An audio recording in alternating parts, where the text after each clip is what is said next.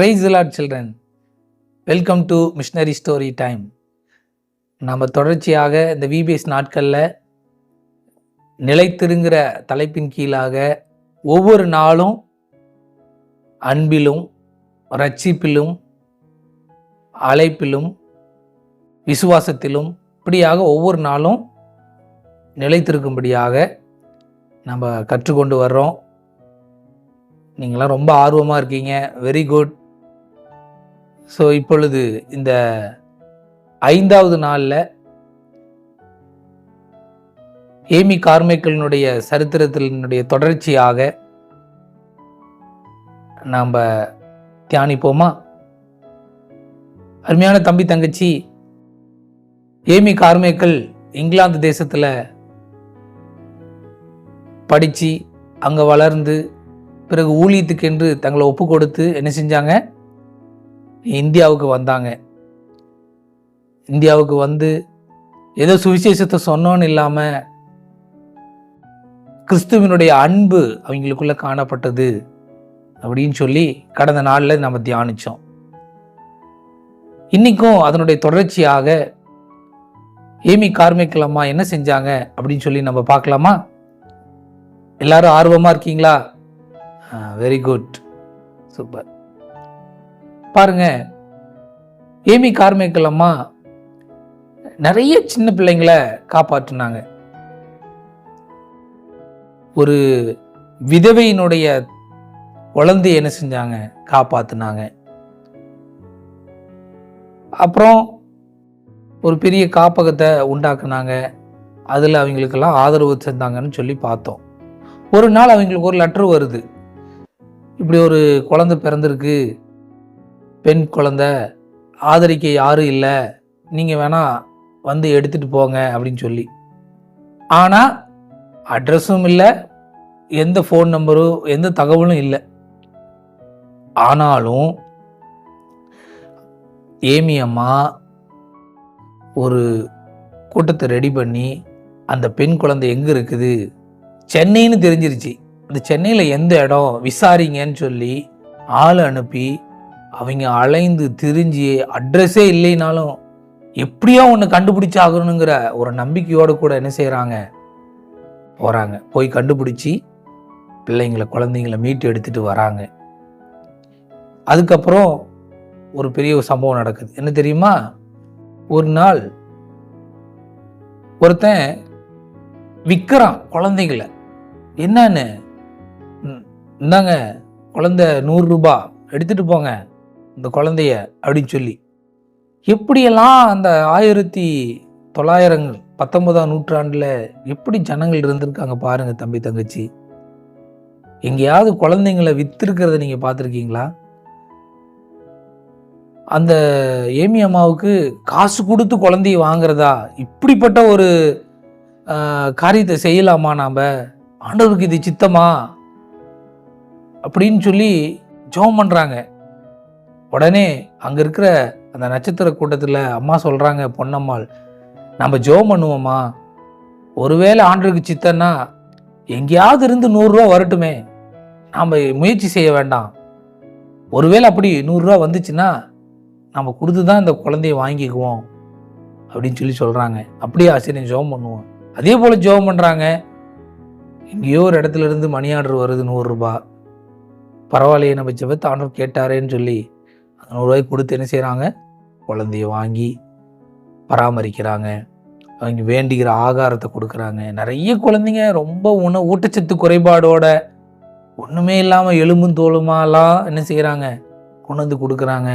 இப்படியாக ஒரு 10 20 30ன்னு சொல்லி இப்போ பார்த்தீங்கன்னா 100 பேர் 200 500ன்னு சொல்லி எண்ணிச்சிட்டு இருக்கு, பெருகி கொண்டே இருக்கிறது. இவங்களுக்கு அன்பை காமிச்சா மட்டும் போதுமா? ஆதரிச்சா மட்டும் போதுமா? இவங்களும் சுவிசேஷத்தை அறிந்து கொள்ளணும் இல்லையா? அதுக்காக தான் 1824 ஜெர்மனி நாட்டை சேர்ந்தவங்க டோனா ஊருங்கிற ஒரு பகுதியை, ஒரு இடத்த நிறுவி இருக்கிறாங்க. ஒரு பள்ளிக்கூடம், ஒரு வளாகத்தை. அதை இவங்க என்ன செய்கிறாங்க? கண்டு அந்த இடத்துல போய் என்ன செய்கிறாங்க? ஊழியத்தை செய்கிறாங்க. ஒரு ஆலயத்தை கட்டுவோம் அப்படின்னு சொல்லி 1905ஆம் ஆண்டு அங்கே ஆலயத்தை கட்டுறாங்க. அந்த ஆலயத்தை கட்டுனது மாத்திரம் இல்லை, இந்த பிள்ளைங்களுக்கு சுவிசேஷத்தை அறிவிக்கணும், இங்கே இருக்கக்கூடிய யார் வேணாலும் வரலான்னு சொல்லி அந்த ஆலயத்துக்குள்ளே வந்த ஒவ்வொருவரும் கிறிஸ்துவினுடைய அன்பையும் சுவிசேஷத்தையும் அவங்க பெற்றுக்கொள்கிறாங்க. போதகர் தாமஸ் வாக்கர் அவர் இங்கிலாந்து தேசத்துக்கே திரும்ப சென்று அங்கே ஊழியங்களை பார்த்து கொண்டிருந்ததுனால எங்கள் அம்மா ஏமி அம்மாவும் அவங்க கூட நட்சத்திர கூட்டங்கள் தான் இருந்துச்சு. அப்போ இவங்க என்ன செய்வாங்க, அந்த ஆலயத்தில் அனுதினமும் சத்தியத்தை சொல்லுவாங்க. ஒரு நாள் அப்படி சத்தியத்தை சொல்லும் பொழுது அவங்களுக்குள்ள ஒரு பலமான ஒரு அபிஷேகம் இறங்குச்சு. ஆவியானவர் பலமாய் அந்த ஆலயத்தில் இறங்கினார். அவங்க வந்திருந்த ஒவ்வொருவரும் யாரெல்லாம் பலவீனமாக இருக்கிறாங்களோ அவங்களுக்கெல்லாம் தெய்வீக சுகம் கிடைக்குது, அற்புத சுகம் உண்டாகுது, பலமா ஒவ்வொருவரும் ஆவினால நிரப்பப்படுறாங்க. அருமையான தம்பி தங்கச்சி, ஆலயம் என்பது நம்மளுடைய வாழ்க்கையில மிக அவசியம். எப்படி ஏமி கார்மைக்கல் அம்மா அந்த ஆலயத்தை நிறுவி ஒவ்வொருவருக்கும் கிறிஸ்துவனுடைய அன்பை சொல்லி சத்தியத்தில் வழி நடத்தினாங்களோ, இன்னைக்கு நம்மளுடைய வாழ்க்கையிலும் நாம் அழைப்பை பெற்றுக்கொண்டோம், ரட்சிக்கப்பட்டுட்டோம், ஏசப்பா விசுவாசிக்கிறோம், அதில் நிலைச்சிருக்கணும்னா நம்ம ஆலயத்துக்கு வந்து அனுதினமும் சத்தியத்தை என்ன செய்யணும், நம்ம கேட்கணும். அப்படி ஒவ்வொருவரும் அந்த நாட்களில் ஏமி அம்மா அவனுடைய ஆலயத்துக்கு வந்து அந்த டோனா ஊரில் வந்து சத்தியத்தை அறிந்து கொண்டு ஆலயத்தில் நிலைத்து நின்றாங்க. பாருங்க, இப்படியாக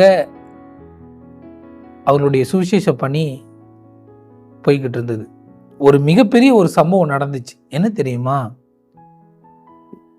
அவங்களுக்குள்ள இந்த சிறு பிள்ளைகளை காப்பாற்றணும், அவங்களை ஆதரிக்கணும் அப்படிங்கிறதுல நிறைய பேர் அவங்க மேல வழக்குகளை போட்டாங்க. என்ன வழக்குன்னா, முத்தம்மாள் அப்படிங்கிற ஒரு சகோதரி கைவிடப்பட்டவளா, கொலை முயற்சி பண்றாங்கன்னு சொல்லி தப்பிச்சு என்ன செஞ்சாங்க, அந்த காப்பகத்துக்கு வந்தாங்க ஏமி அம்மாவனுடைய அரவணைப்புக்கு. ஆனா அவங்கெல்லாம் என்ன செஞ்சிட்டாங்க, இந்த குழந்தைக்கு பேர்ல சொத்து நிறைய இருக்கு, இந்த அம்மா வந்து அபகரிக்கிறாங்கன்னு சொல்லி என்ன செஞ்சாங்க, அவங்க மேல வழக்கு போட்டாங்க.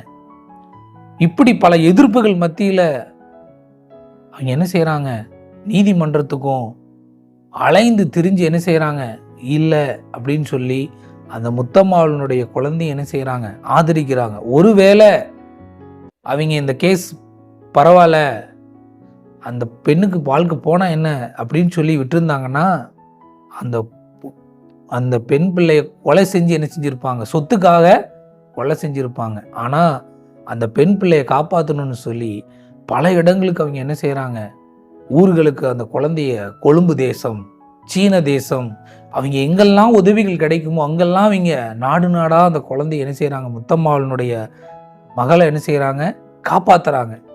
ஏன்னா இவங்க எப்படியாவது மகள் கிடைச்சிருவாளா, அவங்கள கொலை செஞ்சிடலாம்னு நினைக்கிறாங்க.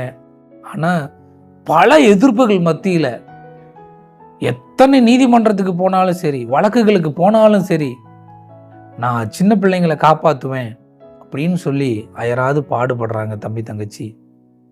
இதுதான் கிறிஸ்துவனுடைய அன்பு. பார்த்தீங்களா? அருமையான தம்பி தங்கச்சி, ஏமி கார்மைக்கலினுடைய சரித்திரத்தை கேட்டுக்கொண்டிருக்கிற நீங்க உங்க வாழ்க்கையிலையும் உபத்திரவங்கள் வரலாம். ஆண்டவருக்காக நிற்கும் போது, ஆலயத்துக்கு வரும் பொழுது சில தடைகள் வரலாம். நீங்க சோர்ந்து போயிடாதீங்க. ஏசப்பாவுடைய உதவி உங்களுக்கு எப்பயும் கிடைக்கும்.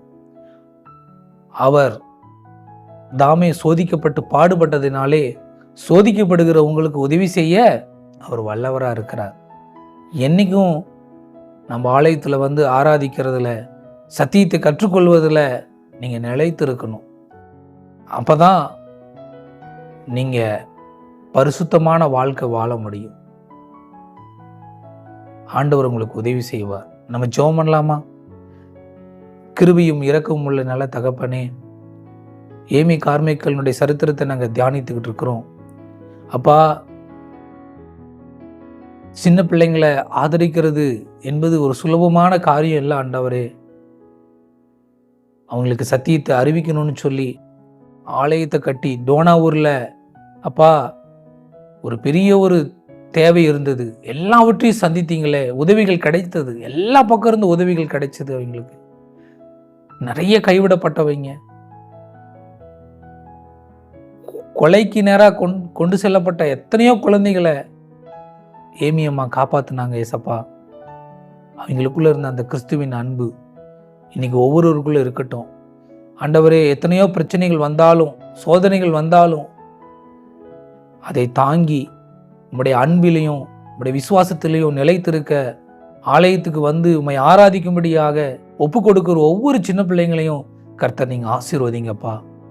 அப்படியாக நீங்கள் பெரிய காரியங்களை செய்யுங்க. இயேசுவின் நாமத்தில் ஜெபிக்கிறோம் நல்ல பிதாவே. ஆமேன், ஆமேன்.